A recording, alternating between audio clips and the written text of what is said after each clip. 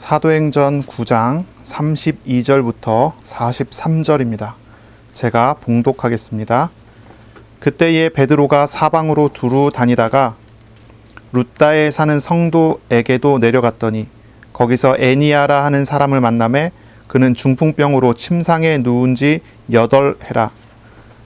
베드로가 이르되 애니야야, 예수 그리스도께서 너를 낫게 하시니 일어나 내 자리를 정돈하라 한데 곧 일어나니 룻다와 사론에 사는 사람들이 다 그를 보고 주께로 돌아오니라.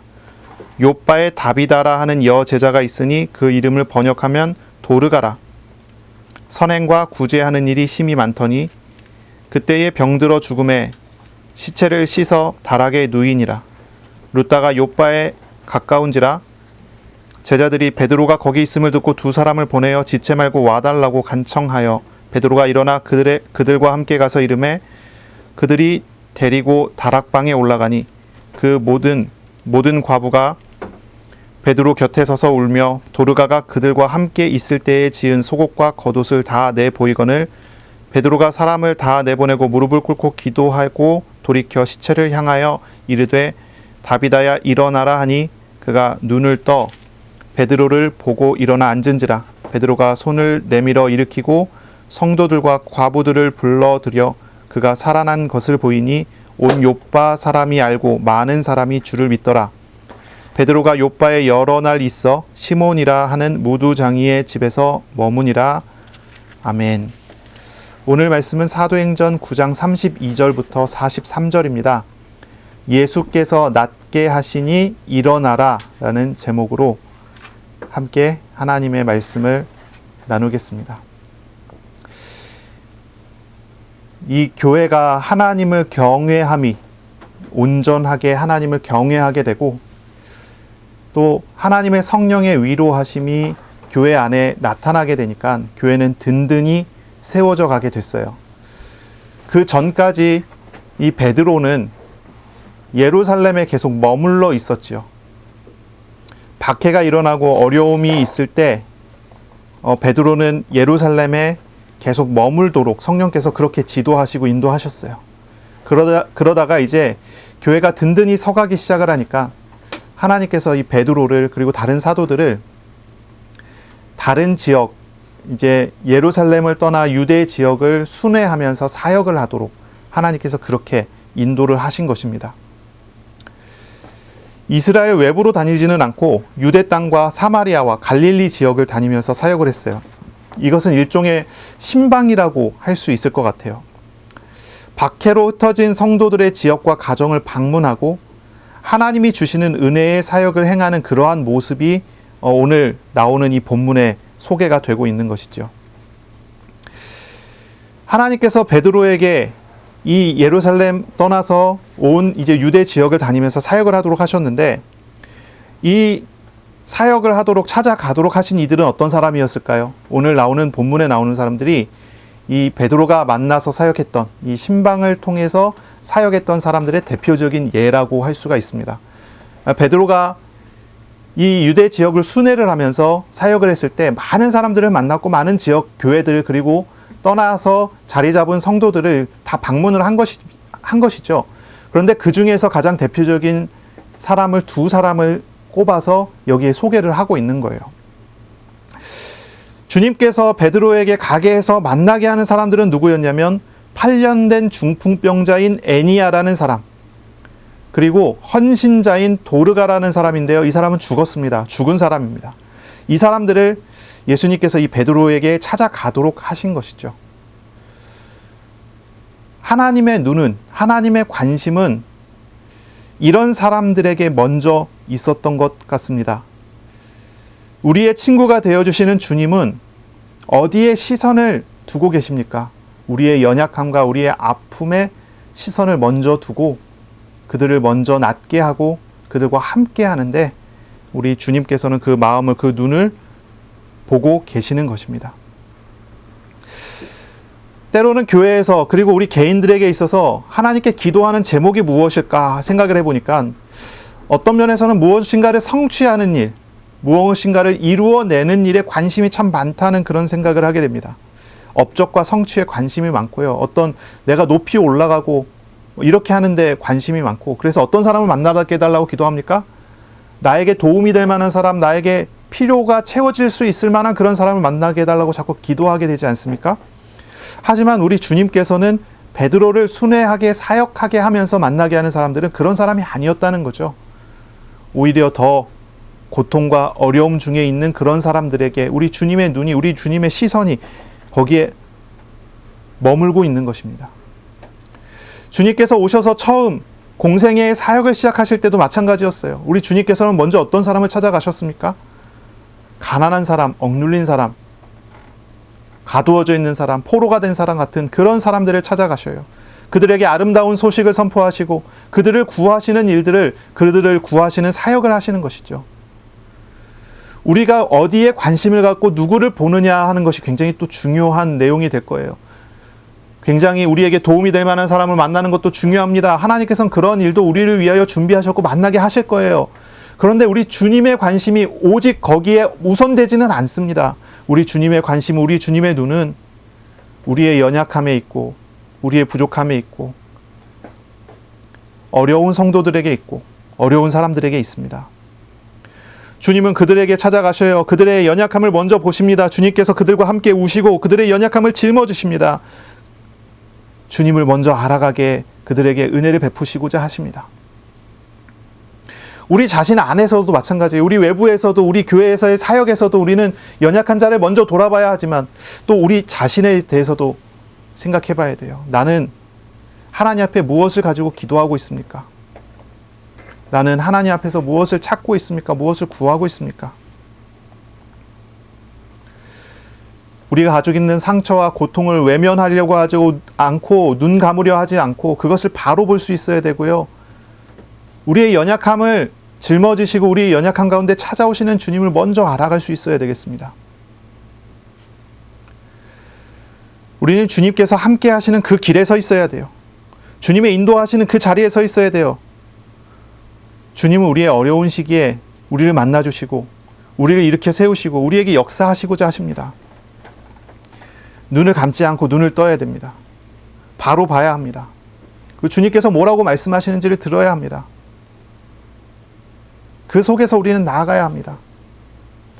문제가 오고 시험이 오면 가장 먼저 사람들은 기도합니다. 거기서 벗어나게 해달라고, 빠져나가게 해달라고, 해결되게 해달라고. 그런데 주님의 관심은 거기에서 빠져나가는 것이 아니라 그런 어려움 중에 찾아오셔서 함께 하시는 하나님을 알아가기를 원하십니다. 어려운 사람을 외면하고 유력한 사람들을 찾아가는 것, 그 전도자가 그렇게 하는 거 하나님 그렇게 원하시지 않습니다. 물론 그것도 예비해놓고 준비해놓고 인도하시지만 우선 주님의 눈과 주님의 관심이 어디에 있느냔 말이에요. 조금 어려운 이야기가 될 수 있을지 모르겠지만 우리는 하나님 앞에서 우리의 약점을 감추려 하지 않고 우리의 약점을 드러내고 주님께서 그 약점 안에 어떻게 일하시고 어떻게 사역하기 원하시는지를 볼 수 있어야 돼요. 그리고 그 가운데 함께 하시는 하나님을 알아가는 것, 그게 우리에게 또 필요하고 우리가 가져야 되는 그런 내용이 돼요. 하나님께서 가라고 하시는 자리에 있어야 돼요. 하나님께서 보게 하시는 그것을 봐야 합니다. 시험이 온다는 것은 우리의 약점을 하나님께서 드러내시는 과정입니다. 그리고 그 시험을 통해서 하나님은 그 약점이 더 이상 우리에게 약점되지 않는 하나님의 함께 하심을 알려주시고자 하십니다. 주님께서 우리를 어떻게 짊어지셨고 우리 어떻게 함께 하시는지를 보여주시고자 하십니다. 그래서요, 우리가 가지고 있는 약점, 그러나 그 속에서 영원한 하나님의 나라를 경험하게 하는 축복을 주시려 하십니다. 그것을 우리가 보면서 인도받아야 해요. 하나님께서 우리를 현장에 인도하신다면 우리를 어디로 인도하시겠습니까? 우리는 우리의 현장에서 고통당하는 사람, 어려움 당하는 사람을 바라보도록 하십니다. 그 사람에게 가라고 하십니다. 그런 사람 만나서 그런 사람에게 복음을 증거하고 그런 사람에게 찾아오셔서 그 사람을 하나님의 백성으로 만들어가는 하나님의 사역을 보게 하십니다. 우리가 무엇을 보고 무엇을 따라가느냐 하는 그것을 이야기하는 거거든요. 지금 뭘 보고 있습니까? 무엇을 찾고 있습니까? 위에를 보고 있습니까? 아래를 보고 있습니까?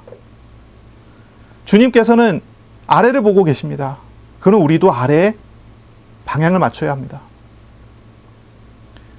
주님께서는 우리가 덮어놓고 살아가지 않기 원하십니다.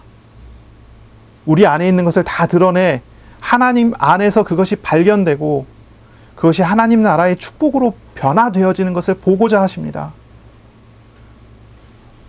그것을 찾아가야 됩니다. 오늘 나오는 이 성경의 두 가지 기적은요, 오늘 나오는 이 성경의 두 가지 사역은요, 그리스도께서 행하셨던 그 사역을 이 베드로가 똑같은 방식으로 하고 있는 그런 모습입니다. 마가복음 2장 11절에 중풍병자를 살리신 예수님께서 이렇게 말씀하십니다. 일어나 제 침상을 가지고 집으로 가라. 이렇게 말씀을 하셨어요. 그런데 오늘 보니까 애니야라는 사람을 일으키면서 베드로가 이렇게 얘기합니다. 34절에 애니야야, 예수 그리스도께서 너를 낫게 하시니 일어나 내 자리를 정돈하라. 이렇게 얘기합니다. 비슷하죠? 그리고 나중에 어떻습니까? 마가복음 5장 40절, 41절 정도에 보면 죽은 야이로의 딸을 예수께서 살리신 일이 있습니다. 그때 주님은 사람들을 밖으로 다 내보내신 뒤에 마가복음 5장 41절에 달리다굼이라고 하셨습니다. 달리다굼. 소녀여 일어나라. 이런 말이죠. 그런데 오늘 보니까요, 이 다비다라고 하는 제자, 이 도르가라고 하는 제자가 나오죠. 이 다비다, 도르가 이런 이름입니다. 40절에 보니까 베드로가 이렇게 얘기합니다. 시체를 향하여 이르되 다비다야 일어나라 하니, 이거를 원어로 찾으면 다비다 쿰입니다. 다비다 쿰. 다비다야 일어나라. 비슷하죠? 소녀여 일어나라 달리다 쿰. 근데 다비다 쿰. 조금만 바뀝니다. 거의 똑같죠? 이 베드로는 예수님께서 하셨던 사역을 그대로 따라했어요. 말도 행동도 거의 흡사한 사역이었어요. 베드로는 자기가 예수님을 보면서 목격했던 그것을 그대로 자기 현장에 맞게 동일한 사역을 합니다. 이것은 그리스도의 사도로서, 대리인으로서, 그리스도의 대리인으로서의 사역을 보인 거죠. 아마 초대교회와 그리고 그 지역에 이러한 사역의 모범이 필요했기에 이런 사역을 하지 않았을까 싶어요. 오늘날에 우리가 이렇게 똑같이 또는 비슷하게 말과 행동을 따라할 필요는 없어요. 중요한 것은 외적인 말이나 행동이나 모양이 아니죠. 주님의 뜻이 어디에 있는지, 그리고 주님께서 어떻게 말씀하게 하는지에 따라가서 그렇게 사역하는 것이 중요한 거예요. 근데 베드로는 이렇게 똑같이 했다는 거죠. 이 두 가지 기적, 8년 된 중풍병자가 일어나고 죽은 다비다가 살아난 바로 이 기적은 모두 예수님의 권능에 의한 것이고 예수님의 사역이었다는 것을 베드로가 이러한 모습을 통해서 증거하고 나타내는 그런 모습인 거죠. 이것은 베드로의 힘과 능력으로 된 것이 아니에요. 베드로는 오직 그리스도의 권능으로 주님의 말씀을 전달했을 뿐입니다.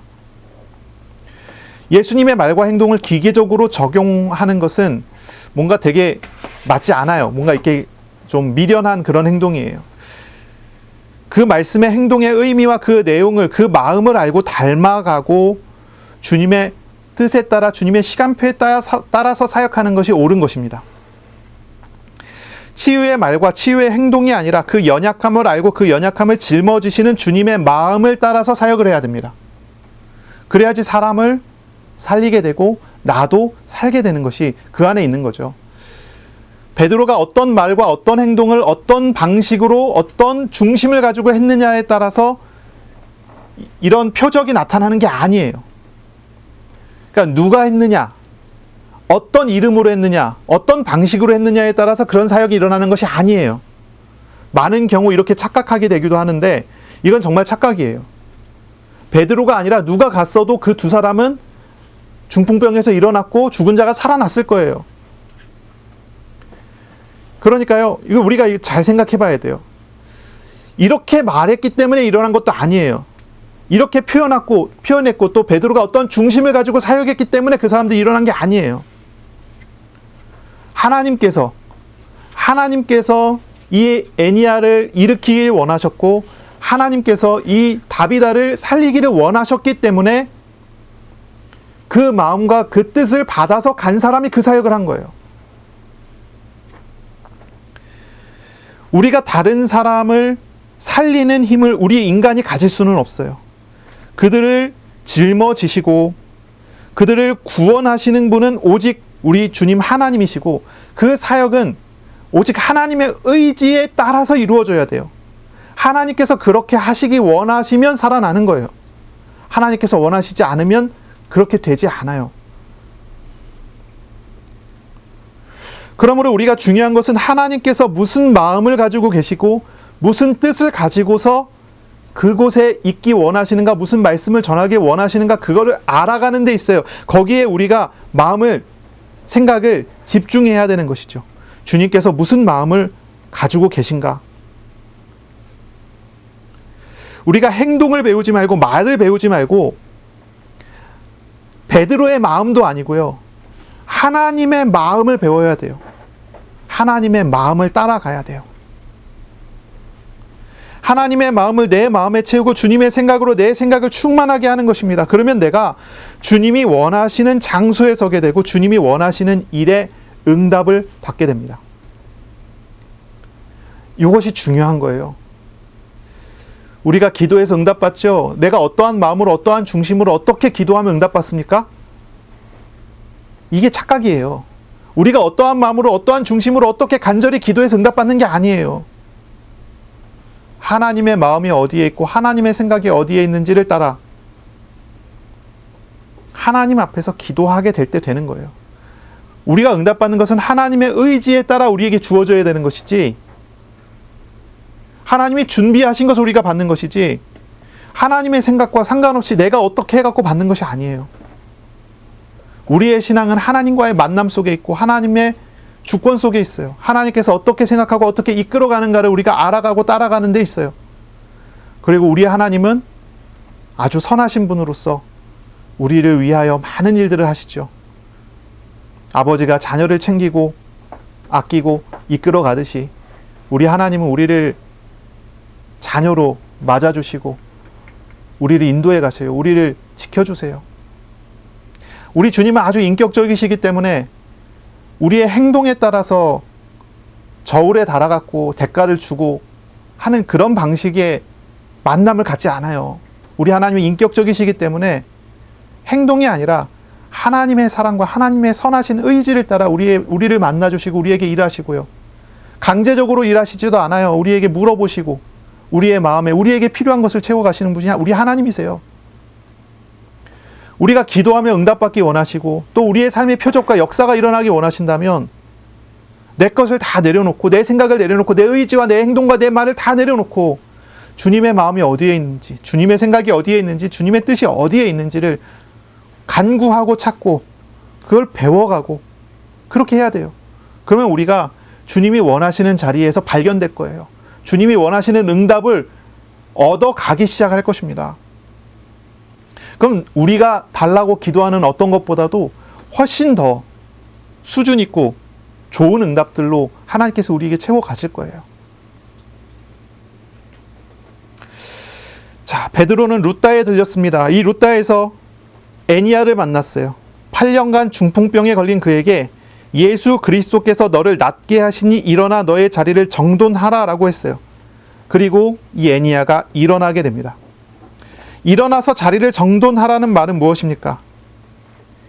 이제 병든 자리가, 병들어서 누워있는 바로 그 자리가, 중풍병에 걸려서 누워있잖아요. 이 누워있는 그 자리가 지난 8년간은 거기서 벗어날 수 없는 그런 자리였는데 이제는 더 이상 그 자리가 자신의 자리가 아니게 됐다는 것을 표현하는 말이에요.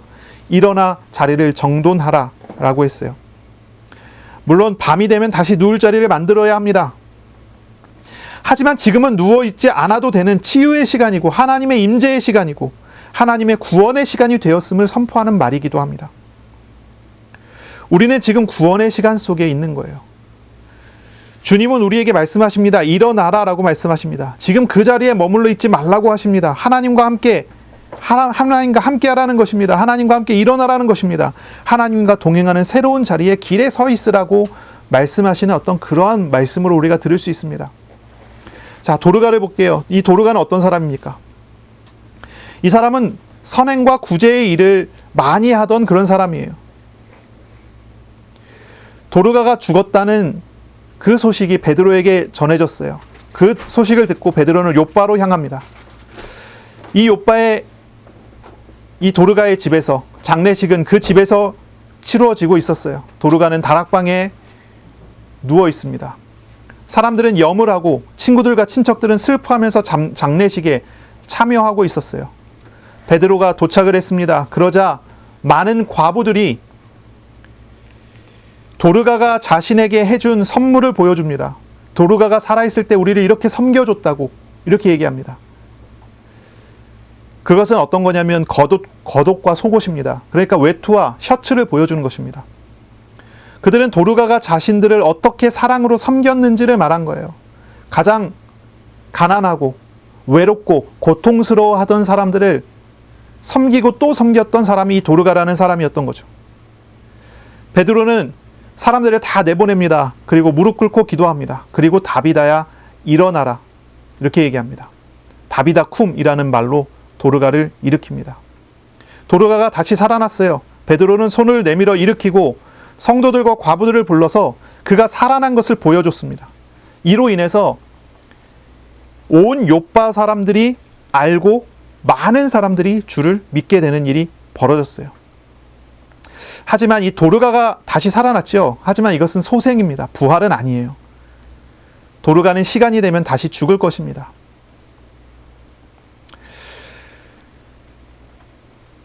이 애니야가 치유받은 그 사건, 그리고 이 다비다가 살아난 이 사건은요, 사실은 영원한 사건은 아니에요. 영원한 치유는 아니에요.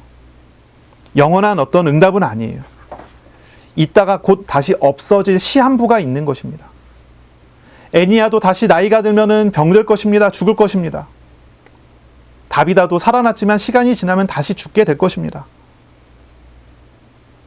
우리가 알아야 되는 것이 있다면 이 세상에서 경험하는 응답과 치유와 기적 같은 것들은 시한부가 다 있다는 거예요. 순간적인 거예요. 영원하지 않아요. 하지만 하나님으로부터 온 응답이라면 이것은 영원한 것의 그림자는 됩니다. 영원한 것의 맛보기라고 하는 것입니다.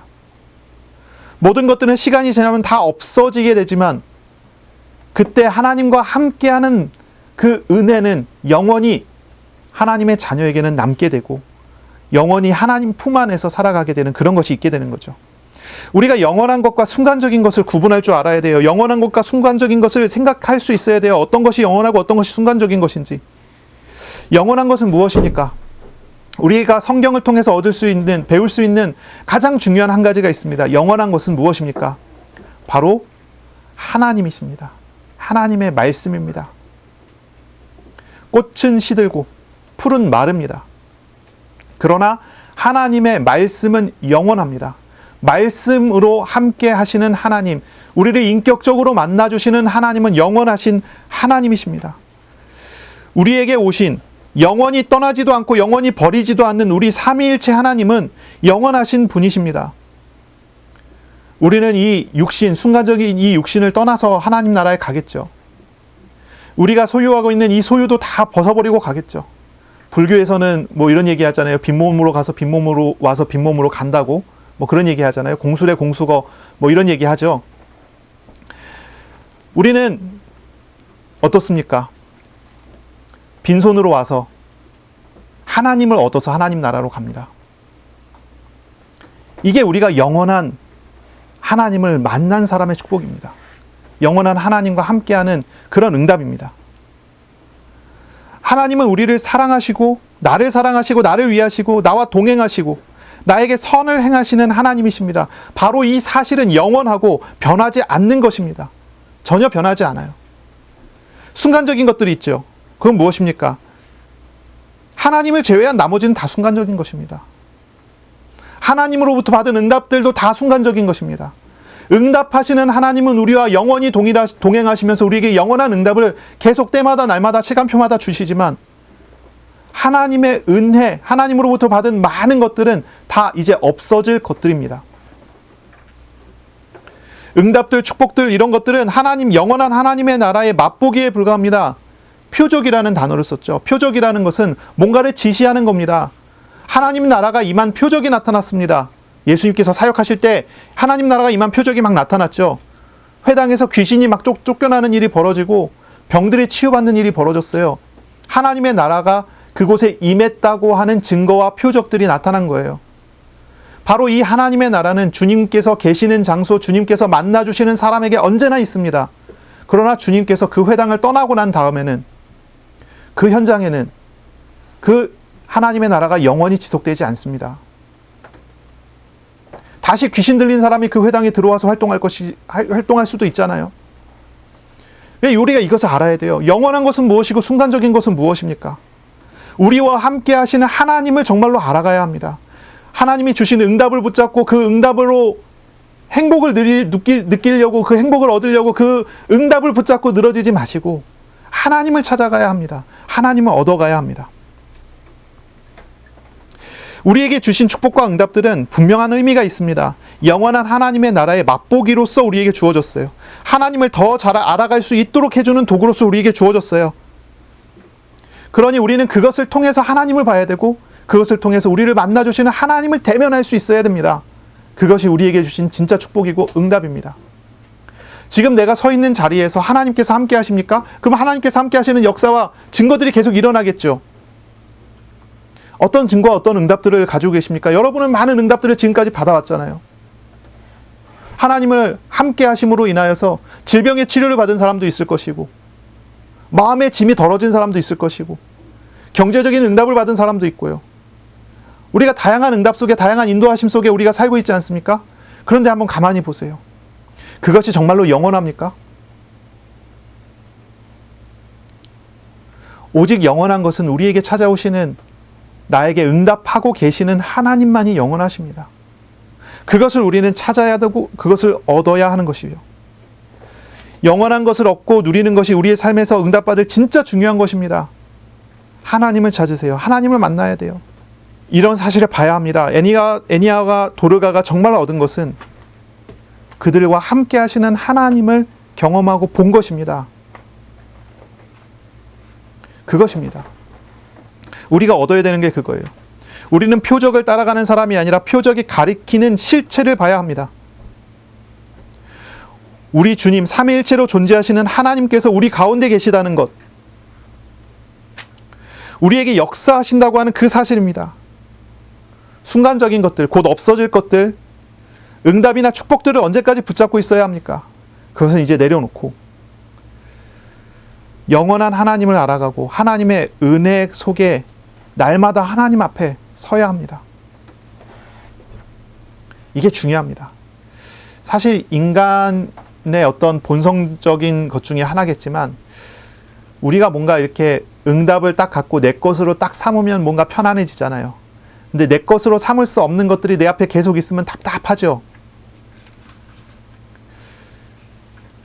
하나님께서 응답을 딱 주시면 그 응답은 내 손에 딱 쥐어지니까 얼마나 내가 붙잡고 의지하고 그걸 의지하고 내가 마음의 평안을 얻기 얼마나 좋습니까? 열심히 그걸 붙잡고 마음의 평안을 얻으려고 해요. 그런데 우리에게 찾아오신 하나님은 우리 손에 잡히지도 않고, 우리에게 오신 하나님은 내가 휘두를 수도 없고, 그렇죠? 뭔가 결론이 딱 나 있으면 좋겠지만 우리 하나님은 우리에게 결론이 나시지 않는 그런 분이시잖아요. 뭔가 수학공식처럼 뭔가 딱딱딱딱 떨어져 갖고 뭔가 결론이 딱 나면 얼마나 좋아요. 근데 우리 하나님은 그렇지 않잖아요. 인격적이신 분이니까. 주님의 뜻이 무엇인지, 주님의 마음이 무엇인지 내가 붙잡지 못하고 나를 내려놔야지 얻을 수 있는 것이니까 그게 참 어렵습니다. 하지만 우리가 이런 훈련 받는 과정 속에서, 이런 훈련 가운데서 하나님을 계속적으로 알아가고 그 하나님을 찾아가는 그런 과정과 내용들이 우리에게 있어야 돼요. 오늘 본 이 사람들, 애니야와 이 다비다, 이 사람들은 육신적인 문제가 있었어요. 애니야는 중풍병에 걸렸고 도르가는 죽음의 문제를 만났어요. 우리에게 이런 육신적인 문제가 있는 사람도 있을 거예요. 근데 단지 이 육신적인 문제만 우리가 두고 이야기할 건 아닌 것 같아요. 정신적인 문제도 있고요. 특히나 더구나 영적인 영혼의 문제가 있는 사람도 있습니다.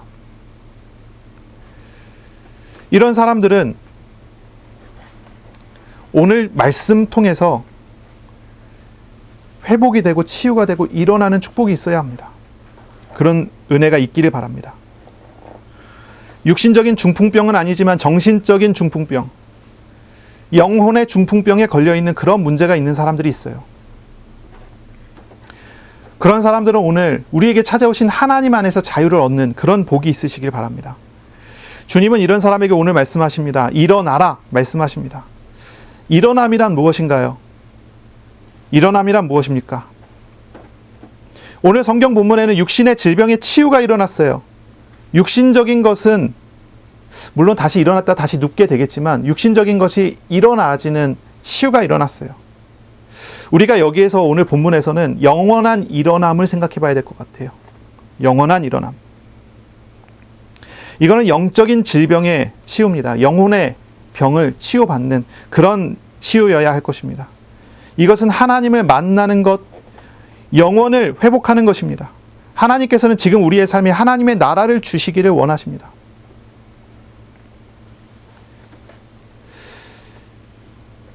잘 생각해 봐야 돼요. 잘 봐야 돼요. 이 애니아가 일어났어요. 병에서 일어났어요. 이게 단순히 육신의 질병의 치유가 끝일까요? 이거는 상징하고 있는 바가 큰 거예요.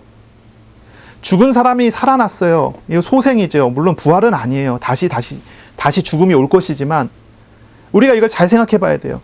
이게 단순히 육신의 살아남으로써 전부일까요?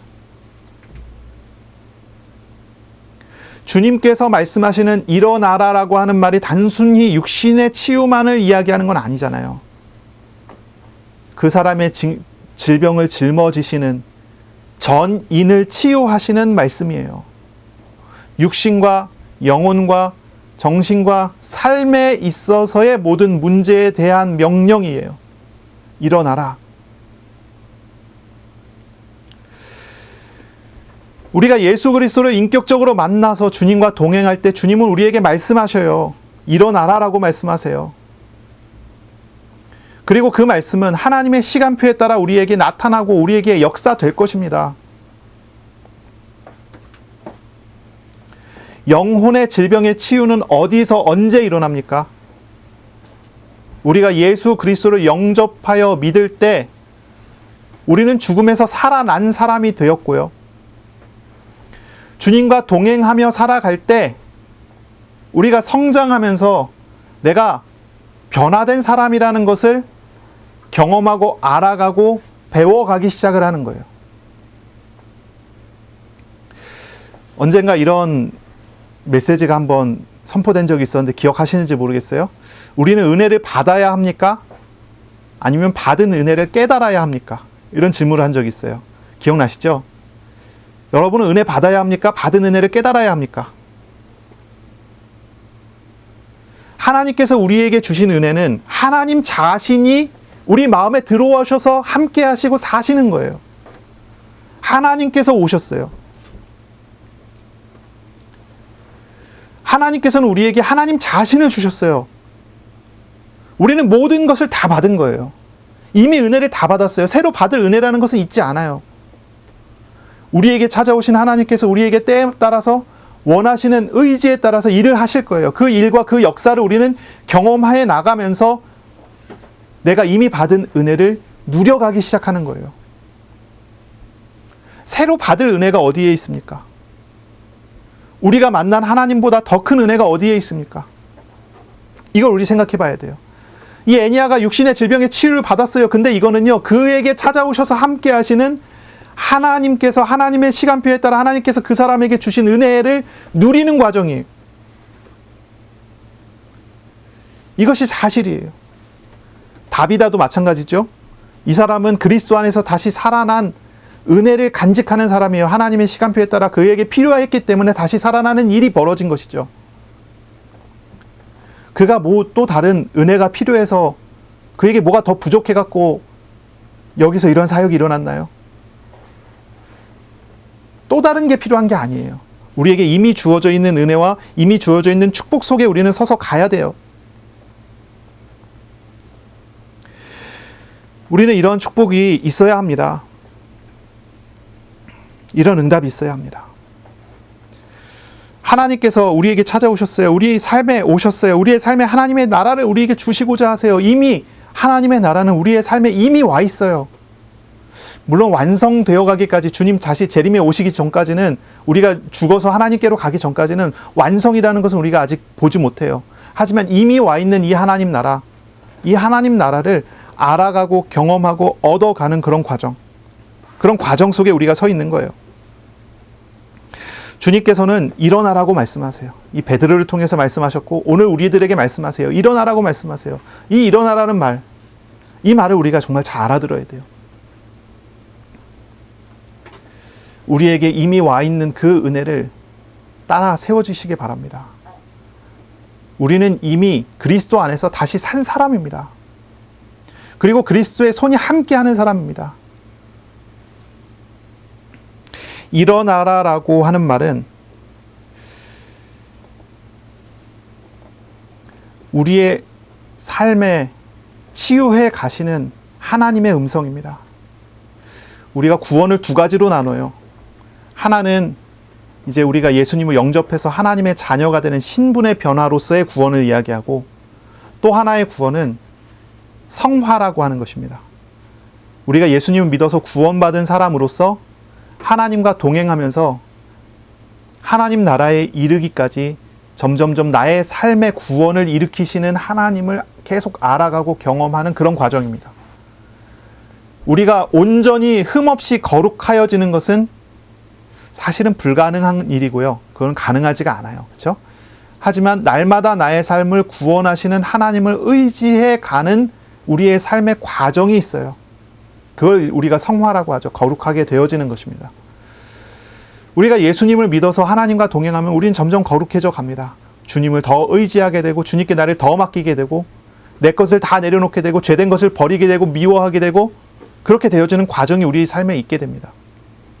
그런 과정 속에서 우리에게 주시는 말씀이에요. 일어나라. 일어나라는 것입니다. 하나님 앞에 서라는 것입니다. 하나님의 은혜 앞에 서라는 것입니다. 하나님의 역사 앞에 서라는 것입니다. 하나님의 통치 앞에 서라는 것입니다.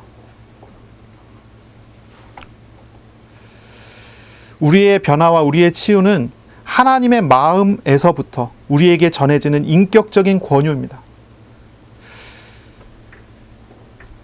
주님의 인격적인 명령입니다. 귀를 열고 마음을 열고 말씀을 통해서 하나님을 만나요. 주님의 뜻에 따라 하나님의 시간표에 일어나라고 하시면 일어나시면 됩니다. 귀를 기울이세요. 주님께서 뭐라고 말씀하시는지를 들으세요. 이번 주에 하나님 우리에게 일어나라고 말씀하십니다. 육신적인 것들을 내려놓고 하나님 앞에 우리의 마음과 우리의 중심을 하나님의 마음과 하나님의 중심으로 찾아가고 얻어가면서 그 앞에 서세요. 우리의 영혼의 질병이 있습니다.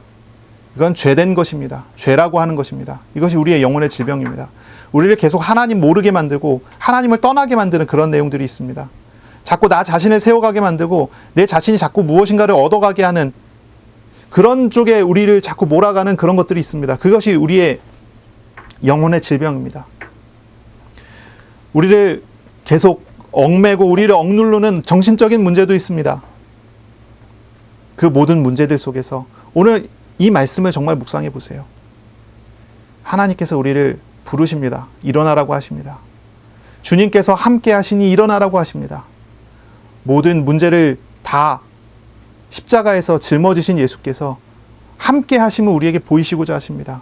죄된 문제, 우리를 억누르는 모든 문제가 예수 안에서 변화가 되고 이미 예수님의 십자가에 못 박아 버려졌음을 알게 하시기 원하십니다. 주님과 함께 세워지시기를 바랍니다. 이 순간적인 어떤 세상 속에서 이제 곧 없어질 만한 이런 시한부의 모든 것 속에서 우리는 영원한 하나님의 나라를, 하나님을 알아가는 그런 축복이 있기를 바랍니다. 영원을 누리는 비밀은 오직 우리에게 찾아오신 하나님을 찾고 구하는 그 중심과 그 마음에 있습니다. 주님께서 우리에게 하나님 자신을 숨기시지 않고 우리에게 보여주실 것이고 하나님은 우리에게 역사하실 것입니다. 우리가 받는 여러 가지 응답과 깨달음과 기적들은 순간적인 것입니다. 그러나 말씀하시는 하나님은 영원하세요. 말씀을 들을 때 말씀하시는 하나님을 대면하는 것이 영원을 지금 경험하는 비밀입니다. 이번 한 주 동안 주님께서 우리의 삶에 역사하시고 응답하실 때 영원을 찾고 누리는 그런 복이 있기를 바랍니다. 그 영원하신 하나님이 십자가에서 이루신 그 사건들을 알아가는, 그래서 우리가 지금 넘어져 있는 데서 일어나게 되어지는 그런 축복이 있어야 합니다. 주님께서는 우리에게 찾아오셔서 우리에게 모든 은혜를 다 주셨어요. 하나님의 함께 하심이 우리 가운데 있어요. 우리는 더 이상 영적으로, 정신적으로 누워 있을 만한 사람이 아니에요.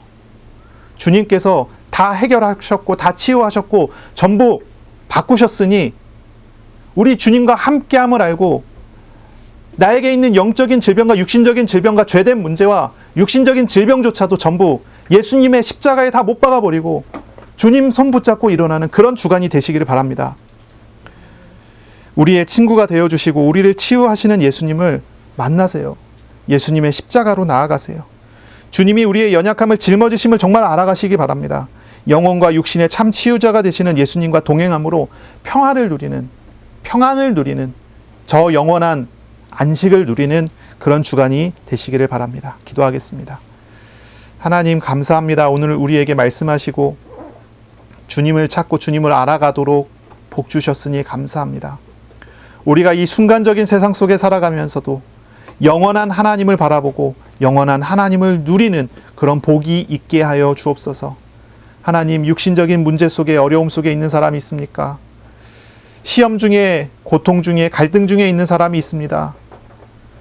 주님, 영혼의 질병으로 인하여 자꾸 이 중풍병자와 같이 이 죽은 다비다처럼 얽매여져 묶여져 누워있는 사람들이 있습니다. 주님께서 우리 가운데 오셔서 행하신 구원의 사역을, 십자가의 사역을 이번 한 주간 바라보고 묵상하고 기도하게 하셔서 주님 안에서 다 일어나는 우리들, 성도들 다 될 수 있도록 복 내려 주옵소서. 영원한 하나님의 나라를 누림으로 평안을 누리는 주간 되게 하여 주옵소서. 예수님의 이름으로 감사하며 기도합니다. 아멘. 우리 구주 예수 그리스도의 은혜와 하나님의 사랑하심과 성령의 교통하심이 이제로 영원까지 항상 함께 있을지어다. 아멘.